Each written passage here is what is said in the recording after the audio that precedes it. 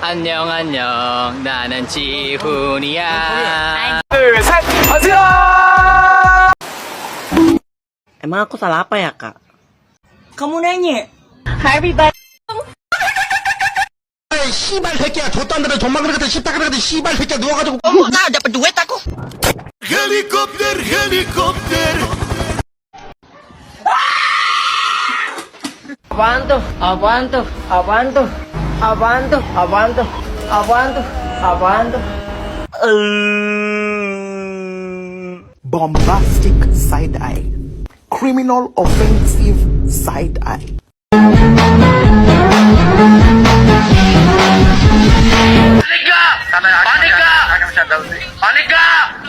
Paniklah masa enggak.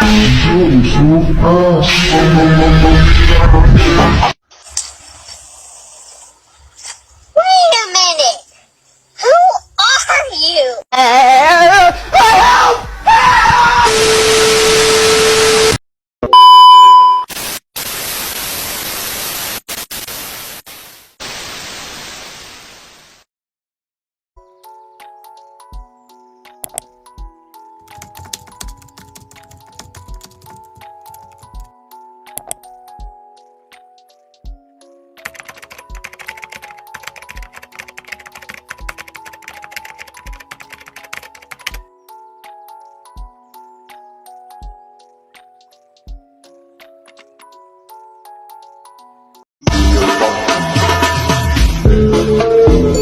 Kala, salah. Oke, lanjut musik. Salah. Aduh, aing mah. A few moments later.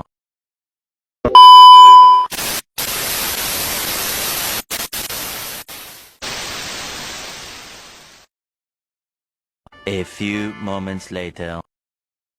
Assalamualaikum warahmatullahi wabarakatuh. Perkenalkan, saya Panda Putri Damayanti dengan nomor NIM 2310211005, Pendidikan Biologi Fakultas Keguruan dan Ilmu Pendidikan. Di sini saya akan memaparkan hasil kerja saya untuk UTS Landasan Pendidikan dengan dosen pengampu Ibu Aulia Nanda Pragitasari, MPD.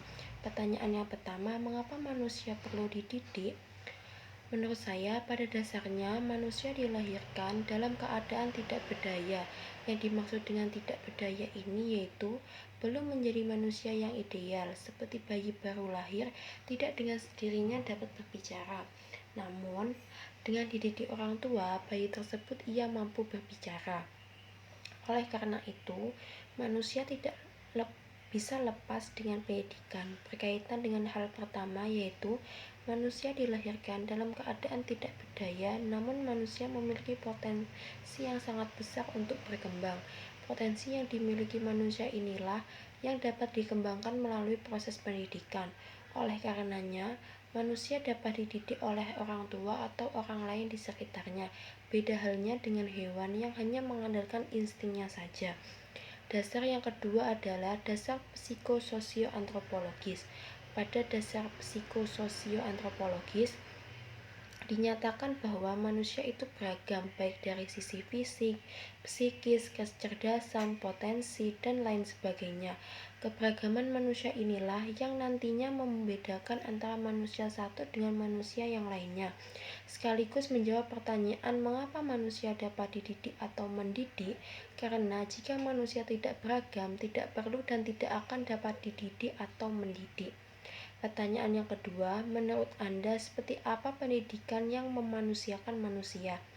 Menurut saya sendiri, pendidikan yang memanusiakan manusia yaitu pendidikan yang membantu mengembangkan dan mengarahkan potensi manusia atau peserta didik yang bertujuan menghidupkan rasa peri kemanusiaan dan mencita-citakan pergaulan hidup yang lebih baik dan menjadi manusia yang benar-benar sempurna atau manusia seutuhnya, baik dari aspek kecerdasan, emosional, spiritual, sikap, dan sebagainya dengan adanya bantuan dari orang tua dan guru.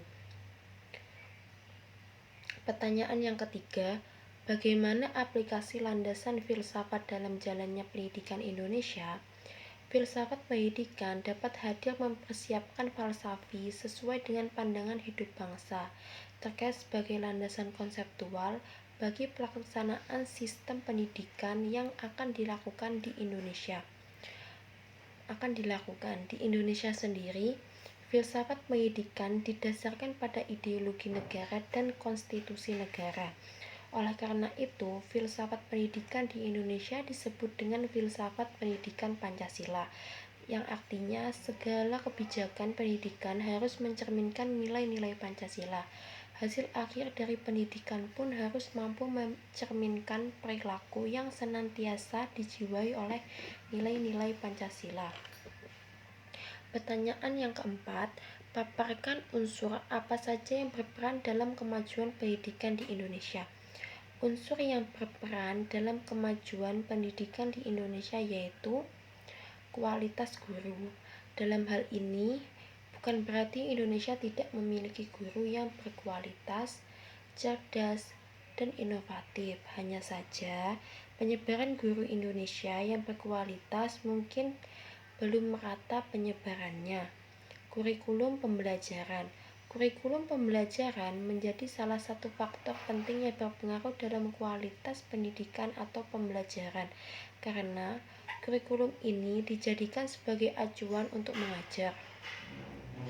Di Indonesia sendiri sudah seringkali bergonta-ganti kurikulum. Hal ini disesuaikan dengan perubahan zaman dan kebutuhan pendidikan. Anggaran pendidikan. Untuk memajukan pendidikan di Indonesia, pemerintah harus bijak dalam membagi anggaran pendidikan. Alangkah baiknya, anggaran pendidikan ini diimbangi dengan pemetaan isu strategis pendidikan. Anggaran ini juga bisa digunakan untuk kegiatan peningkatan kualitas guru dan siswa seperti pelatihan, workshop, sosialisasi pendidikan, dan lainnya. Hal tersebut bertujuan untuk meningkatkan sumber daya manusia secara optimal. Regulasi pendidikan atau peraturan dan keputusan terkait pendidikan yang dikeluarkan oleh pemerintah dalam bentuk undang-undang dinilai cukup banyak sehingga khawatir menjadi salah tafsir dalam implementasi antar undang-undang. Sehingga hal ini harus lebih diperhatikan lagi. Pertanyaan yang kelima, sebagai mahasiswa, bagaimana Anda menyikapi permasalahan pendidikan? Contoh yang bisa dipilih seperti ekonomi keluarga, pemetaan kualitas pendidikan, kasus perundungan atau bullying, dan permasalahan lain yang ditemukan. Di sini saya mengambil contoh kasus dari perundungan atau bullying, yaitu bullying yang terjadi pada siswa SMP di Banyuwangi.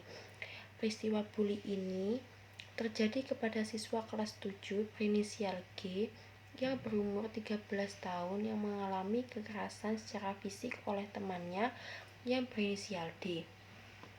Singkat cerita, pembulian ini terjadi karena D mengejek kondisi G yang menggunakan alat bantu jalan karena sedang masa pemulihan kaki pasca operasi.